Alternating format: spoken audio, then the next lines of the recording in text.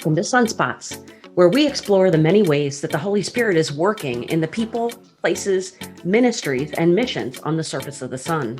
That is, the Synod of the Sun. I'm Valerie Young, your Synod leader. My prayer is that you find inspiration, community, and connection in the Sun.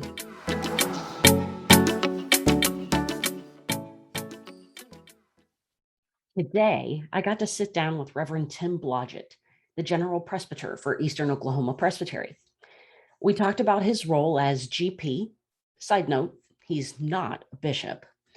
His learnings about when to enter into situations in churches and how some really good things have come from the pandemic. We also talked about the Native American churches in Eastern Oklahoma and the Presbytery's efforts to rebuild not just the buildings, but also relationships. Tim has a really interesting background, and I was surprised to realize how much we have in common. I hope you'll stick around and listen. But thanks for being with me today, Tim. Is it executive or general presbyter? General Presbyter. General Presbyter for Eastern Oklahoma Presbytery. Thanks. Tell us your story in a thumbnail. So the way that I always start is that I didn't grow up in the church. I've been doing church work since 2007 when I graduated from seminary, but I didn't grow up in the church, and this wasn't a place that I really expected to end up. My mom was Catholic, my dad was Baptist. When they went to go get married in a Catholic church in Michigan, they'd gone through all the premarital counseling, they had done all the things. They get to the wedding rehearsal and the priest decides that he can't do the wedding and that he's going to have one of the deacons do the wedding instead because my dad is Baptist. And he had obviously been Baptist and known all of this the whole time. And so that upset my family. And we just didn't go to church growing up, that if you're going to be that kind of judgmental or whatever, that was just not going to be what we were going to be about. I was baptized in a Catholic church, but growing up, I just didn't go to church. Every once in a while I would go with friends as I spent the night or something like that. So It's very unexpected that I ended up in this work and ended up in the church in general. But that was something that kind of started as I was going into high school and then into college, of needing something different and needing some spiritual depth that I obviously didn't have, kind of being away from the church. Started to get interested and then felt a very deep and strong call into church and then into leadership in the church. And so I think my freshman year in college started attending church, and then by Easter the next year I was a member of First Presbyterian Church, was an elder and working as a youth director and doing all this kind of stuff. And then not too long after ended up in seminary in Austin. So it's been an interesting journey from the outside of the church in, and then always kind of keeping those eyes. I mean, I love the church and I love the tradition of the church, and I'm a traditionalist in a lot of ways, but I've always kind of kept that outsider vision of the church as well. So after I graduated from seminary in 2007, I the first church I was called to was a small church in Oklahoma City called Greystone Presbyterian Church. Was a small dying congregation. They really wanted to have one more shot at making it, and they ended up selling their manse to afford having a pastor for the first time in about a decade. They interviewed a lot of people before they called me into that position. And they had a lot of discussion about kind of which way they wanted to go and whether or not a younger pastor, especially one straight out of seminary, would be able to kind of come into that situation. So I was not the first choice, but I ended up being the choice. And then that sent us on a pretty interesting journey of seeing what the church was and trying to learn how to lead a church, all at the same time of doing redevelopment work and transformation work. And then that ended up leading us down a road towards actually leaving that location and then starting a new church development on a growing suburb of Oklahoma City. So that's kind of how the ministry journey got started, serving a lot of committees and things at the presbytery level, getting that new church development off the ground, and then leaving that about 5 years ago to come and pastor a church here in Tulsa. Tulsa is home. So this was a return back home for my wife and I. And it was at Southminster for about 3 years before coming into this role. Wow. There is so much about that that I think you and I have a lot in common in terms of, I guess, bits and pieces of your story, right? Because I didn't grow up in the church. And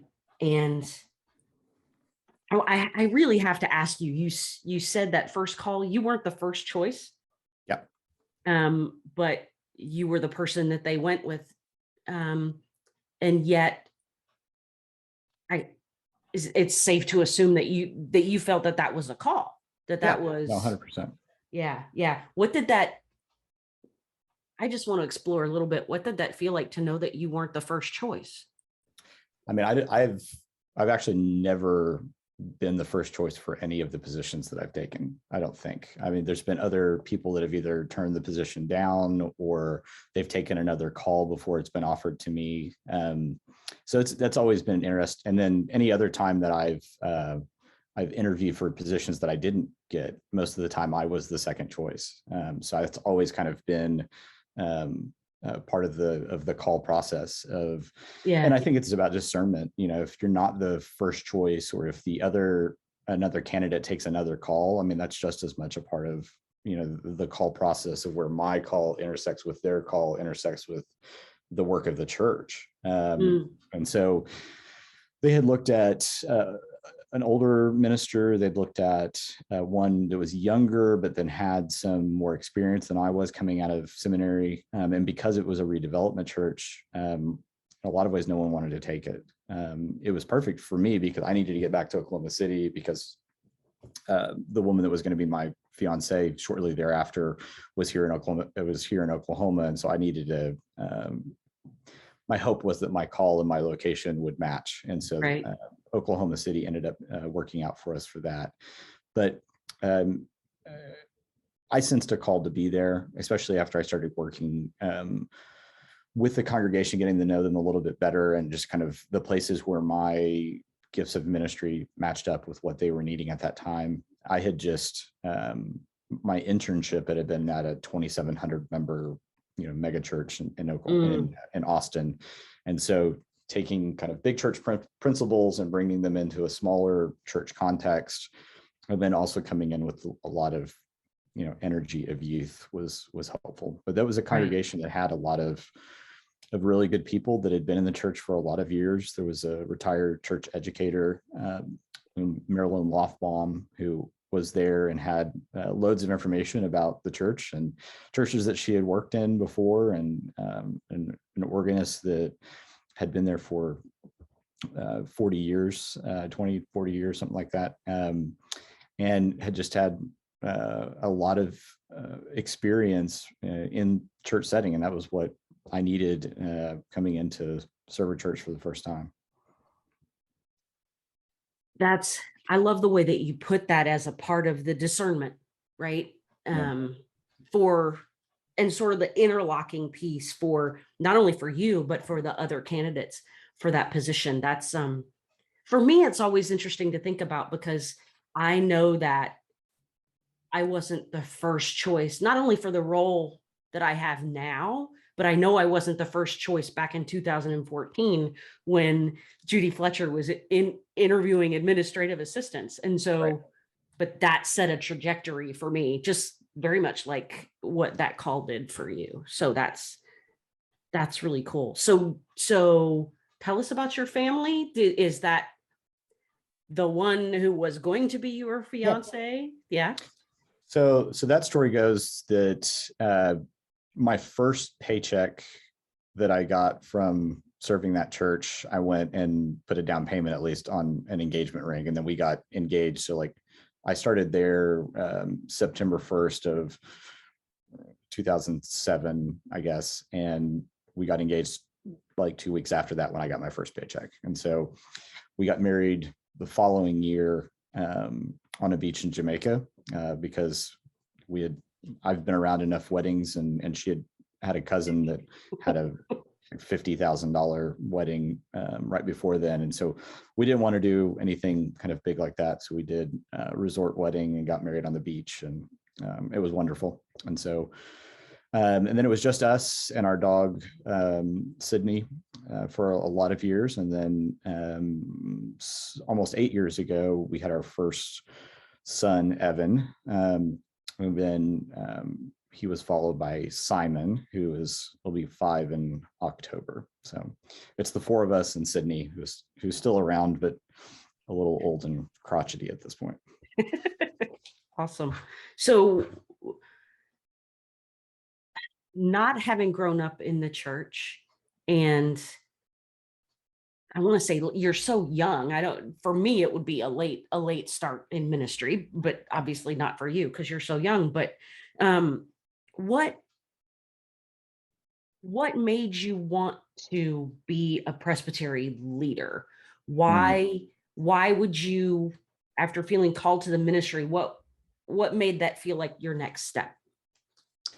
Yeah, so when I was in Oklahoma City, and in Indian Nations Presbytery, I served in a variety of roles. And I've always had a kind of broader care about the church than just, there's some pastors who are very good at just caring about their church, and that's where they feel called, and that's wonderful. My vision has always been kind of the interconnectedness of our ministries, the interconnectedness of the denomination and the presbyteries, and how we're able to help one another. I deeply believe that we are a connected church. And the way that connection plays out is at the presbytery level, and in our system, it's on committees. And so I served on the committee on ministry almost immediately upon arrival in Indian Nations Presbytery, and was put in a couple of situations that were pretty kind of above my pay grade and experience almost immediately. A very deeply divided church where I was the moderator and some things. And so that kind of gave me a broader perspective about what was going on in the church and the denomination. A lot of conversations about, are we going to close this church, or what should we do for new church development? I was on a new church development task force even before we even had a sense of selling that church property there and starting the new church. And so having that broader place, but then also I was a part of a lectionary group with some really great pastors, and hearing what they were going through, hearing what other friends in the Presbyterian across the denomination were going through as they were entering churches, as they were dealing with a lot of the dysfunction that often happens in churches, and then thinking, what are the ways where we as a presbytery can help those folks out, or walk alongside them and learn together. There's a lot of resourcing and a lot of experiences that we can share with one another if we get connected and do that. And so that had always been my vision of what the presbytery should be. And that wasn't necessarily what was happening in Indian Nations at the time. And so ended up as the moderator of the mission strategy group, which was the council for Indian Nations at that time, and started thinking more broadly about how can we support congregations and leaders, and started making sure that we were advertising all the mission grants and scholarships and things that were out there, getting people connected with conferences that they might not have heard about that would have benefited them. And just that kind of gave me a broader vision of what the ministry could be. So that was kind of where all the seeds for being in mid-council work really were planted, is seeing that. Indian Nations was also going through some pretty difficult times at that point as well. Failed leadership and dysfunctional leadership and communication issues and lack of vision, and a variety of things. And you can go down the rabbit hole of that. But as I was involved with that and trying to help with that at the time, that also made me think, I wonder what it would be like to be in this leadership position in the future. I think sometimes some of the best models are the models of what not to do. Absolutely. I mean, Yeah. and I would say that across my ministry that, I have been in a number of situations where I've learned much more because of the negative examples of others, and even my own failures, than I have from just anything that I've read or whatever. In my internship year, I was halfway through that, and the pastor ended up leaving the church, and so that was kind of the first. I'm going to learn a negative lesson from what was kind of happened in that situation, and then helped me to kind of grow from there as well. So in Indian Nations, that was a piece of that as well. So when I came to back to Tulsa and was serving at Southminster, I was involved in a number of committees at the Presbyterian level, and I really didn't have an idea that I wanted to come into this position. Gone to General Assembly just as a visitor when it was in St. Louis. Knew that the General Presbyter was retiring, and that there would be a search, but I had just been at Southminster for 2 years at that point, and didn't really think that the timing matched and would work out. Fast forward to that year when they were doing the search, and they were trying to make it kind of line up. If he's going to leave on January 31st of 2019, Right. You go back a year and they were doing that search, through a variety of phases. And that was during a time of a lot of retirements across the denomination. And there was a lot of positions that were being filled. And as that search kind of kept on, I knew that they were because I know all the people that were on the committee, I knew they were very faithfully trying to find somebody for this role. But then at the same time, I was sitting there thinking, I really hope that they don't get the wrong person, having lived through that in another presbytery. And so that was what it kind of inspired me, that if this is God's timing, I will I'll put my name into the hat for this, and we'll see where it goes. And the more that we explored that, the more that the committee explored that, a lot of my experiences, positive and negatively, I think really helped call me into this role in a different way. Yeah.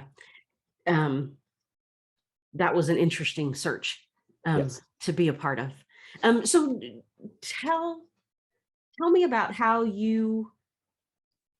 your sense of the Connectional Church and your love for the Connectional Church. How are you seeing that play out in Eastern Oklahoma Presbytery right now? Yeah, I mean, one of the stories that I go back to and tell folks is that when Kobe Bryant was retiring from the NBA, there was this sports writer that said that his greatness was his belief in himself, and that was what drove him to achieve and accomplish all the things. And my belief is that we are better together, and that we are better as a church when we are connected with one another. And so my belief, despite all the Reformed theology about total depravity and everything else, my belief really is in that the people in the pews and the pastors that we have in this denomination can do incredible things, especially if they're connected with one another and given the resources to accomplish those things together. And so I'll stake my career on that every single time. And so that's been my kind of guiding principle, especially during this pandemic time, of how can we get people connected. One of the kind of known issues in Eastern Oklahoma Presbytery coming in was how disconnected, coming into this role, was how disconnected this presbytery was, particularly the pastors in Tulsa, where you would think that since we're kind of all here in one area, right, we would be more collegial with one another and more connected and everything. And that just wasn't the case. We had tried for a number of years and in a number of ways to connect regionally with one another. And there were some places where that was working and some places where it was working very well. But there were a lot of holes in that as well, of people who were people or churches that were kind of choosing to stay out of that, or for issues with theology or denominational things, just were not plugging into it. And so that was one of the things was a priority for me coming in. My first 9 months or so, just kind of getting my feet underneath me and seeing some of that playing out, and trying to do that in the kind of regional setting that we were doing it. When the pandemic starts, now we can't meet regionally and we can't meet any other way. And so we began doing Tuesday afternoon roundtables on a weekly basis. And that was one of the kind of odd miracles of the pandemic, of here we are forced by this virus to not be in contact with one another. And yet some of the great connection that we needed in EOP happened, and only happened because of that. Right. So we were having, a dozen to 20 pastors and Presbyterian leaders gather on a weekly basis, doing a devotional, doing some check-in time about what are people facing in the church life and personal life, a lot of health and anxiety kinds of things shared in that forum. And then spending about half of that time around some sort of resourcing topic. Initially it was, how can you do worship online, and what kind of equipment do you need, and doing even the nuts and bolts pieces of that. And you think about all that would have went into doing that prior to the pandemic, and us using Zoom as much as we do. And then we were able to do that, kind of shift and jump into doing that almost immediately. And so that's been, I think, one of the big successes. There's still holes in that as well. I mean, to have probably 16 regular participants in that still leaves out, a ton of people in the presbytery. And we're trying to figure out ways to get retired pastors involved in their own group, because Tuesday at 1 p.m. might not be the best time for them. Right. But it forms a foundation for how we can do some of this connecting in other places. And then that's led to us being able to tackle some projects and things that we might not have been able to do otherwise. I think that's true for all kinds of councils of the church, in terms of when the pandemic, initially started, there was better connection through phases of that than there have been in the church, has been in the church for a very long time. And I think the EP Forum is also a really good example of that. The fact that the executive, all 11 executive presbyters, or I should say 12 from each of the 11 presbyteries, continue to say, yes, we want to check in weekly when, if you can't make it, that's okay. But we want to continue to have that standing meeting, and that has developed community like it wouldn't have been possible before. And I know that that's true in Eastern Oklahoma as well. I hope you've been enjoying this episode of Sunspots, a region of the Presbyterian Church USA. We are Presbyterians in Arkansas, Louisiana, Oklahoma, and Texas, with dynamic and hopeful ministry happening in the name of Jesus Christ. If you have a good news story or an exceptional ministry to be highlighted, send that good news to sunspot@synodsun.org. Now, back to the show. What are some other things coming out of Eastern Oklahoma Presbytery, whether it's as a result of the pandemic, or what are some of the exciting things coming out of Eastern Oklahoma right now?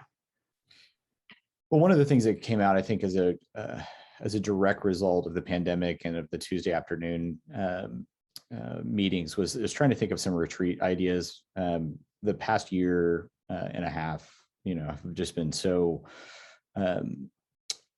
nerve rattling for everybody, and so draining, and just there's a lot of dysfunction in churches and a lot of just hard decisions that are having to be made. And so are there ways in which we can give pastors some respite from that? So one of the ideas that we had talked about and kind of thought about doing prior to the pandemic, but it was kind of way out into the future, was doing a backpacking retreat. And so earlier this year in June, we had 9 pastors go on a backpacking retreat in Southern Colorado. And that was community building, and it was a good retreat. It was a little more strenuous than I think some of us would have anticipated it being, but it ended up being a really good time of connection. And then that has also kind of driven us now into, can we think of maybe a little bit less strenuous option for the next retreat? So we're talking about doing a more kind of in one place retreat the week or two after Easter of 2022. And so, and then doing another backpacking retreat over the summer. So trying to get some more of those options out there. That also made us think about the ways that we've been doing presbytery meetings and just kind of splitting out some of the work that is being done there, so that, especially since we're doing it by Zoom, do we have to have worship and meeting and, retreat kinds of things and fellowship kinds of things, or can we do fellowship over here aside from the meeting so that it's not 12 hours long or whatever. Right. And so that's another one of the conversations that has come out of this. One of the, and this isn't a direct result of the pandemic so much as just the timing. So the General Assembly last year sent 2 reports to the Presbytery about kind of the state of Native American church buildings physically, and then Native American church ministry more generally. And that's really inspired EOP to re-engage with the 15 Native American congregations that we have in this presbytery. I will just say, before you go, I just want to make sure that people understand that Eastern Oklahoma, of all the 11 presbyteries in the Synod, Eastern Oklahoma has, you said 15, that's the most Native American congregations in this Synod. That was a surprise to me. Yeah.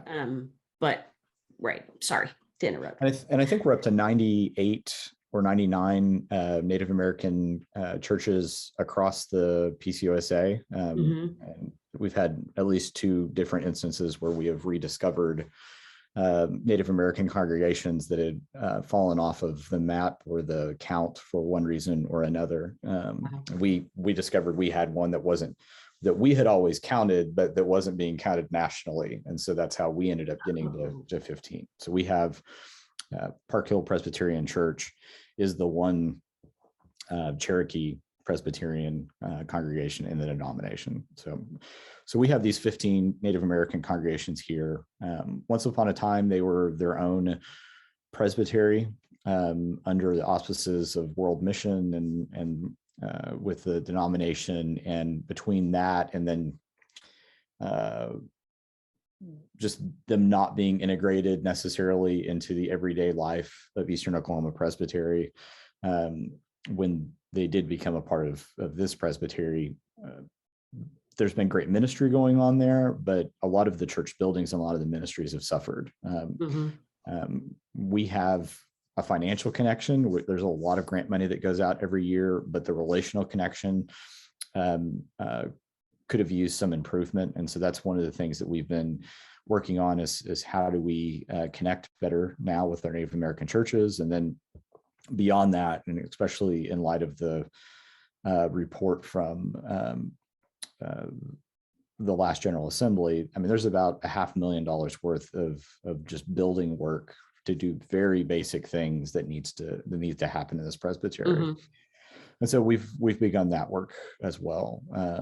There's a $200,000 kind of starter fund to begin that work. We've been having meetings in the last few weeks even about the first set of basically $20,000 or $25,000 grants to churches, just to start with rewiring and roof and some very basic drainage issues and things at the churches, and to begin to get those improvements out of the way now, so that we can look at even the long-term relationship, the long-term ministry needs that are there, and making sure that these churches continue on, and that, just as a matter of justice, that we take care of them and connect with them in ways that we haven't in the past. Would, in this effort to not only, fix the church physical plants, but to also redevelop relationships, Would you say that there's a connectedness between that and the closure of Dwight Mission? Is there, I mean, are those connected in any way, or is that my? I mean, I think that there's some connection, there's some not. I mean, the history is obviously connected. Mhm. Dwight Mission has run so independently for a lot of years, and even when they became their own independent 501(c), that it's kind of been its own thing out there Right. for quite a while now. The churches kind of have suffered from a similar situation where they're not independent, but we in some instances they have been so hands off with one another that the relationships haven't been there, the support hasn't been there, other than sometimes with grants and those kinds of things. And so being able to now kind of transition to a place where we're working on the relationships, we're reinvesting in these congregations, we're looking at ways that we can support ministry and resource ministry, has been very helpful, a helpful turn for the presbytery. Dwight Mission has been its own journey, both because it's a camp and conference center, but then also because it was a camp and conference ministry of the 3 Oklahoma presbyteries, and then its own independent board, and it just being its own journey. I mean, the last 3 or 4 years of the board and of the management and of executive directors and just all the things that go into that, just kind of put it into a place where it wasn't going to be sustainable in our care anymore. Right. And so being able to transfer that back to the Cherokees as a historical site that has great value for them beyond the value it has for us as a camp and conference center has been, at the end of the day, a win, I think, for us, and just the best stewardship that we could have offered at this point. You know, we talk about the needs of some of these Native American churches. It's an order of magnitude different of what was needed to get Dwight back into a place. Oh, sure. But in terms of relationships, has that, you know, has that impacted those relationships at all? I'm just sort of wondering out loud if that's been. Yeah, I mean, I think what's come out of it is some great partnerships. I mean, I think we have some growing relationships with the leaders in the Native American churches and are plugged in different ways than we have been before. With all of the negotiation and work and everything that's gone into the transfer of the Dwight property, particularly some of the folks from Eastern Oklahoma Presbytery that were involved in that, we've had a more one-on-one relationship with the Cherokees, and that's been a helpful relationship to foster as well, and something I think that will benefit us for the future. So how long have you been in this role now? Since 2019, since June 1st of 2019. Okay, long enough for someone to make some mistakes. Are there any mistakes or things you might deem failures that other people either knew in mid-council leadership or that others can learn from, that you can think of? Yeah, I mean, I think there's a very interesting dynamic around the power of this position relative to our polity, relative to what people would want it to be, and kind of what they ask it. You know, I've always been very clear with myself that this isn't a bishop role. I mean, and I mean that in a lot of different ways. There isn't a direct power that this role has, and that my job in a lot of ways is more resourcing and counseling and helping and suggesting paths for people and for churches and for committees as well, and kind of interpretation of the mission goals of the PCOSA and of the Presbyterian and those kinds of things.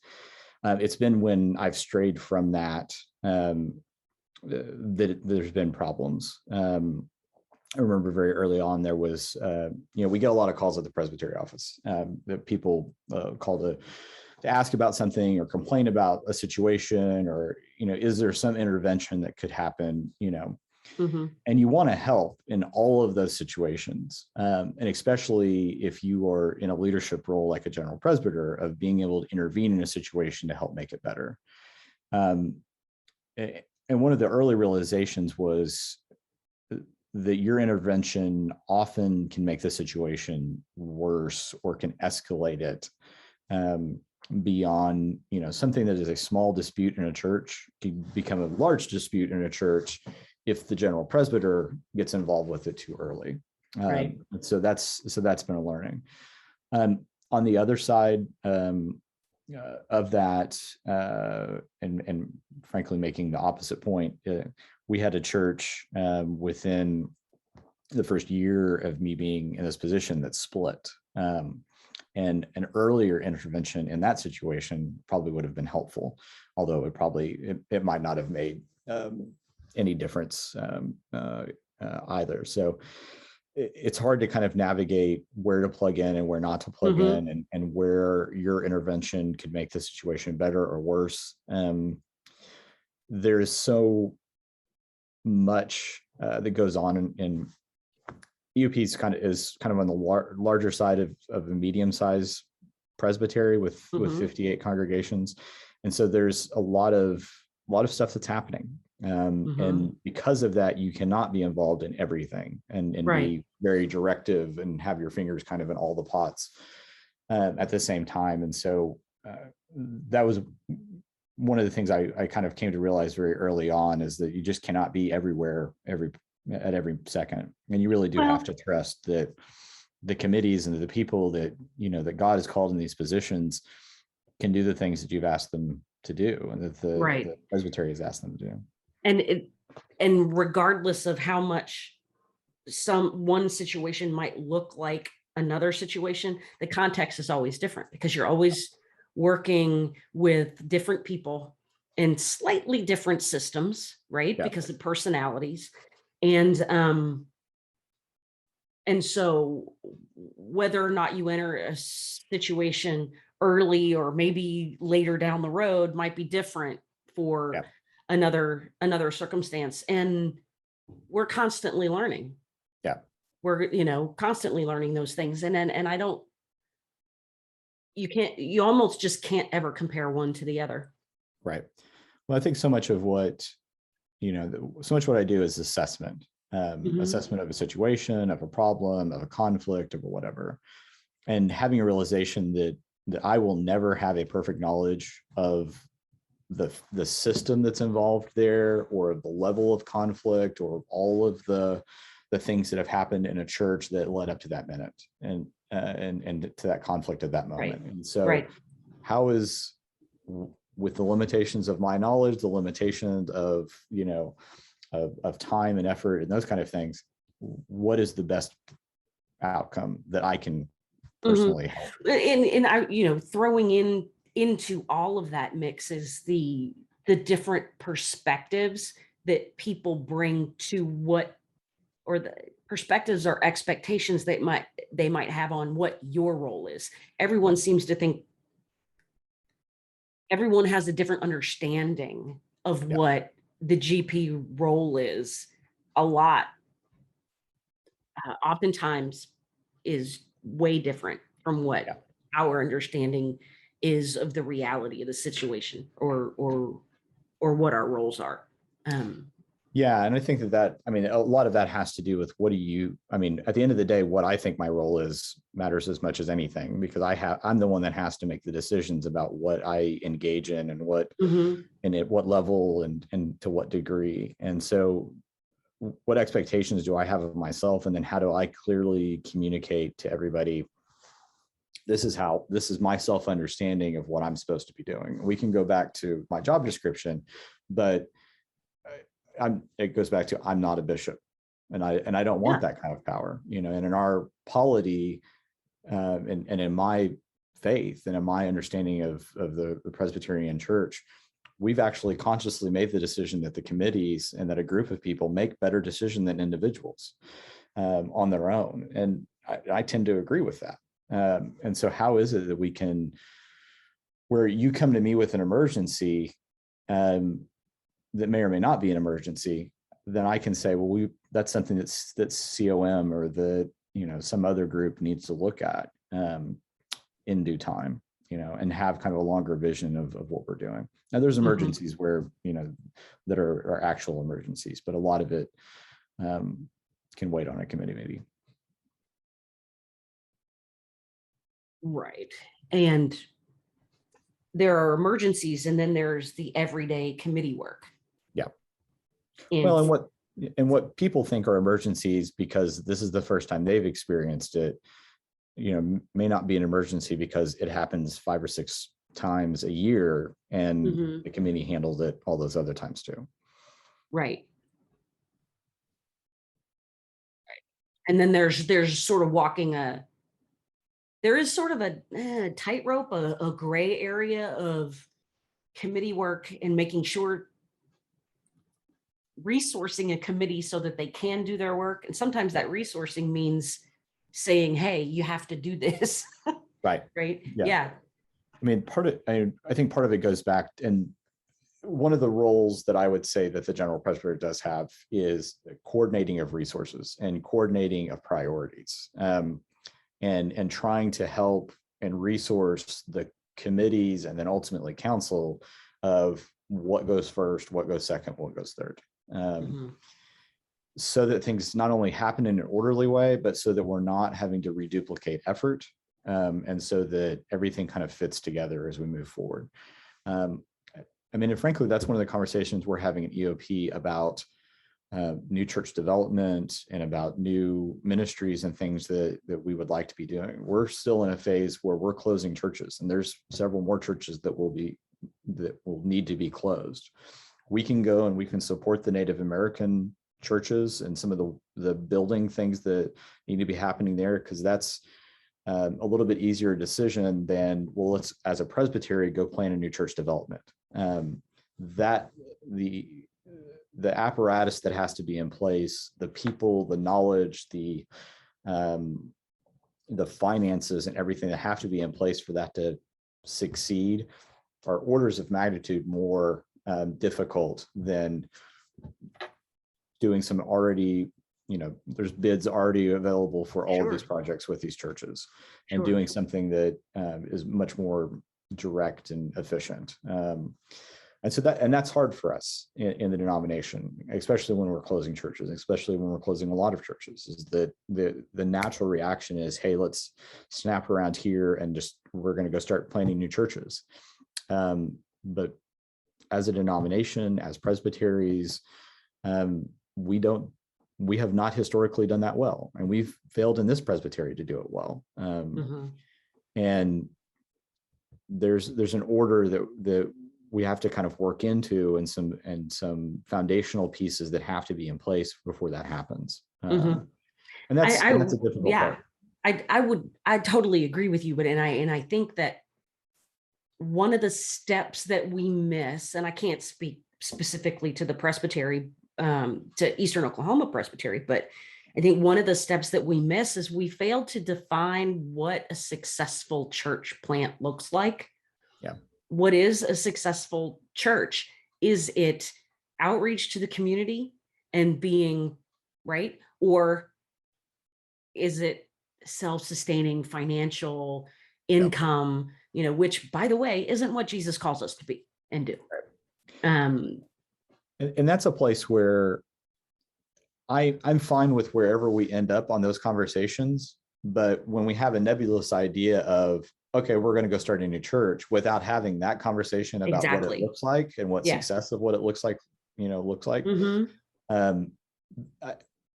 then good intentions do not make for the thing to actually happen.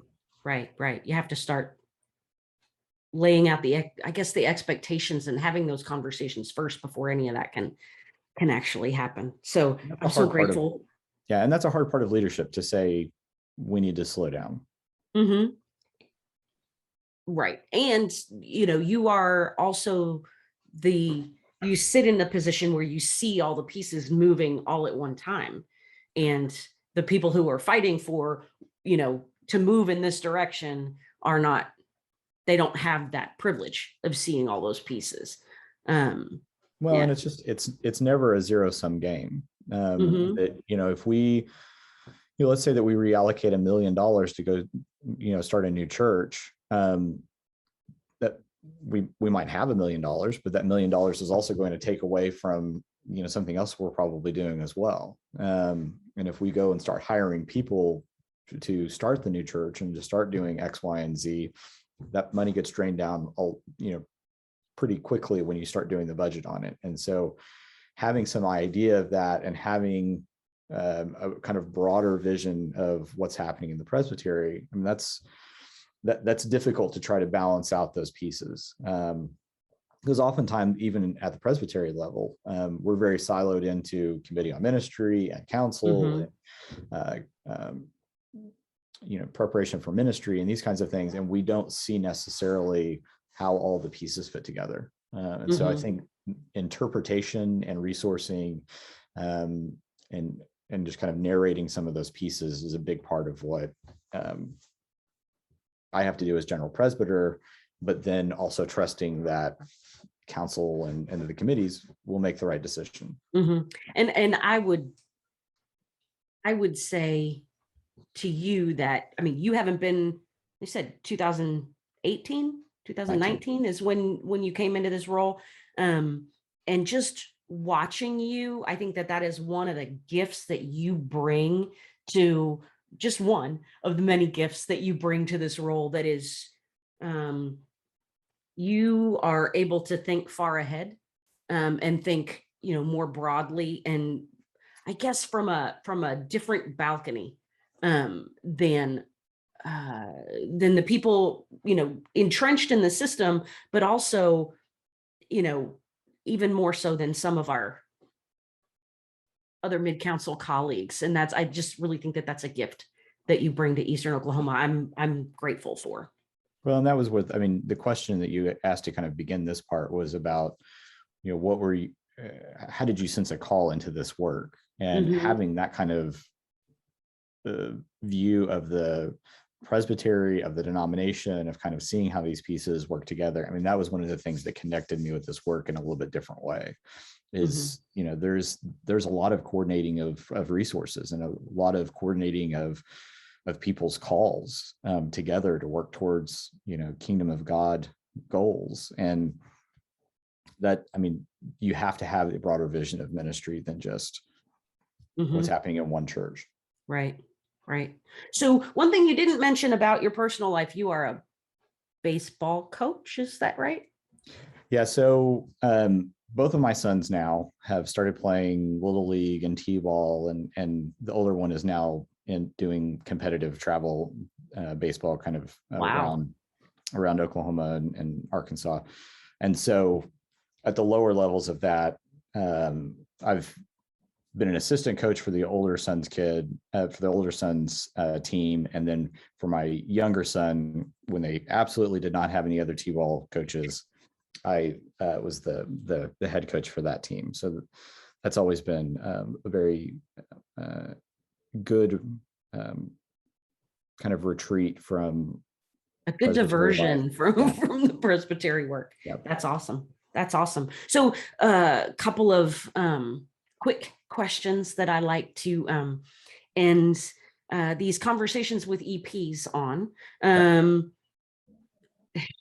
This one comes from Charlie Smith. Okay. What does he call it? Hashtag dashboard pounding. Okay. What would be your hashtag dashboard pounding tune? I was thinking about that. Right now, I'm in the car with the kids a lot, and either the drop off line in the morning or the pickup right after I pick them up at night. So they sing along and yell to just everything. And they love Lizzo, which I find very interesting. And so they will sing a lot of Lizzo songs. one of mine goes back to my childhood. My mom was a big fan of Guitar Town by Steve Earle, and that's one that I could really sing and be animated to. Okay, I'm gonna have to look that up. I've never even heard of it before. Guitar Town. Guitar Town. This is a classic piece of music. I'm older than you, so classic. This is like a 1980s. Like, I mean, this would be right in your wheelhouse, and I think you would actually like it, frankly. Okay. I'm gonna have to look that one up. Thanks. And favorite beverage, adult or otherwise. Yeah, I mean, I really am a big fan of Oktoberfest kinds of beers. I don't know. I don't like the super hoppy beers that really are kind of trendy. So Paulaner Oktoberfest Marzen is probably one of my favorites. Are you one of those people who orders a beer flight wherever you go? No. You just know. And a lot of that has to do with just all of the hoppiness and the sour and all the things that are very trendy right now. That's not my taste. So okay, I'm happy with dark brown beer that has a lot of maltiness, and that's just not where everybody's tastes are right now. Okay, interesting to know. And next time we're actually face to face at a dinner, I'll buy you one of those special beers. Okay. Thanks for being with me, Tim. I really appreciate it. It's been fun. No, I've enjoyed it. Thank you so much for inviting me. Yeah.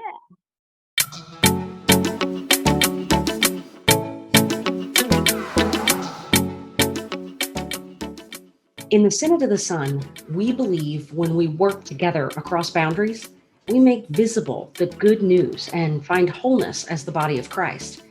In our common calling, we impact lives together. So let's remember to connect with, equip, and empower one another in the name of Jesus Christ, today and every day.